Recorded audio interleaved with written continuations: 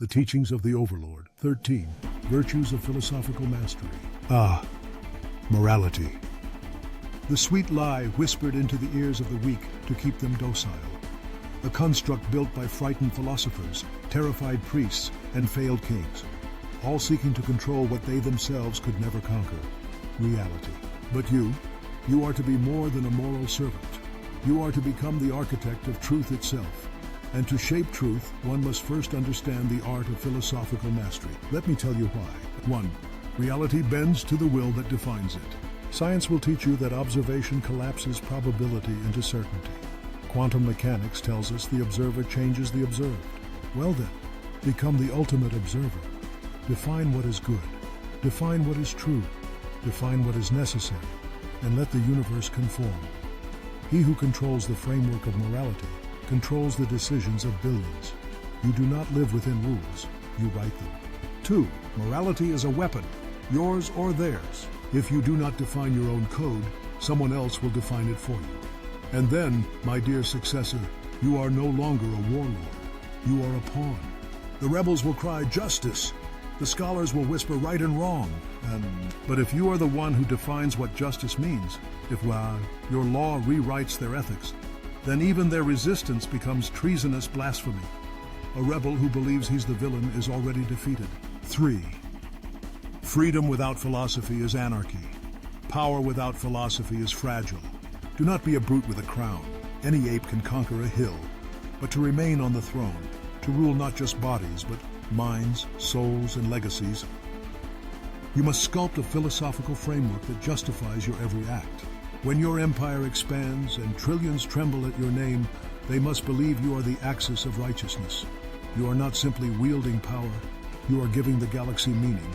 So why must you learn philosophical mastery? Because without it, you are merely strong. With it, you are inevitable. So you wish to forge the chains by which others will willingly bind themselves. Excellent.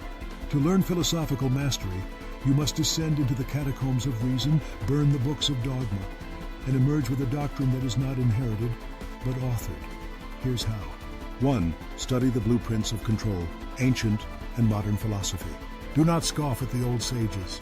They laid the groundwork for empires long before your first weapon was forged. Plato taught that perception is illusion. Use it. Create your shadows on the wall and make the masses worship them. Nietzsche tore down the false gods and spoke of the Übermensch, the one who transcends morality to become his own lawgiver. Sound familiar? Machiavelli whispered that cruelty, if well used, is compassion in disguise. Master him. Foucault revealed that power defines truth, not the other way around. Tattoo that onto your soul. Read them not as students read books, but as tyrants read ledgers, to know who to kill and what to steal. 2. Design your moral framework like a fortress. Philosophy is architecture. A weak foundation crumbles under scrutiny. So construct your own ethos. Ask, what is good to men and for me? Declare, what is just is what furthers my reign. Decree, freedom exists at my leisure. Use game theory to simulate consequences. Apply logical formalism to purge contradictions. If you cannot defend your philosophy in the crucible of reason, it will collapse under rebellion. But when it stands, even your enemies will kneel before the elegance of your moral geometry. 3. Train in the art of rhetorical alchemy. Ideas are useless unless they seduce. Study rhetoric like a general studies war. Learn the cadence of conviction, the manipulation of emotion, the strategic pause. Learn from demagogues, cult leaders, corporate CEOs, anyone who made the mob march to their tune while they laughed behind curtains. When you speak, your words must carry existential gravity. They must sound not like suggestions, but like cosmic revelations. And in case all that fails, speak Latin. The rabble will assume you're profound. 4. Integrate philosophy with neuroscience and behavioral psychology. Oh yes, make no mistake. Morality is chemical. Identity is neurological.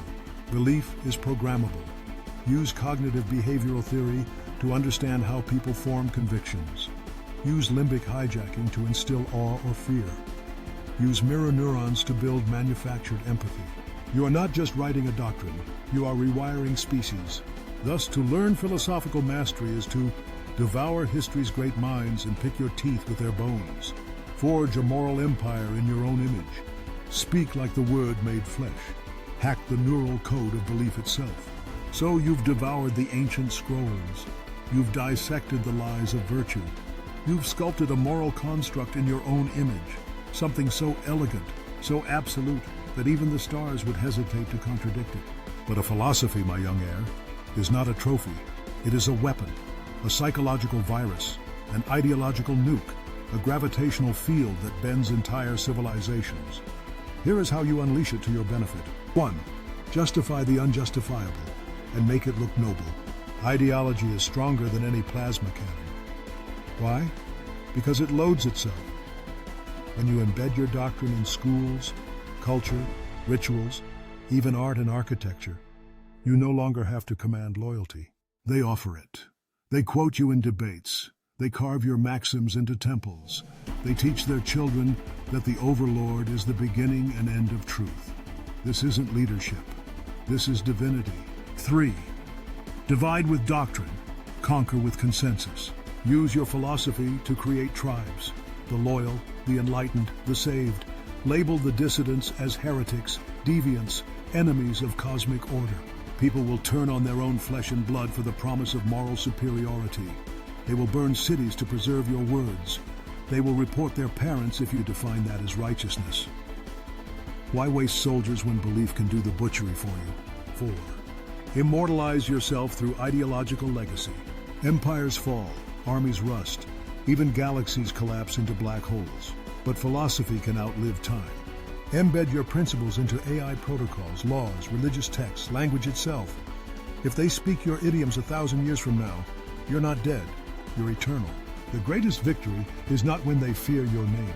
It is when they cannot think outside your words. In summary, my heir of ash and stars, by mastering philosophy, you gain immunity from judgment, devotion from the masses, a weaponized ideology, and an empire not built on force, but on faith. This is not just conquest, this is transcendence.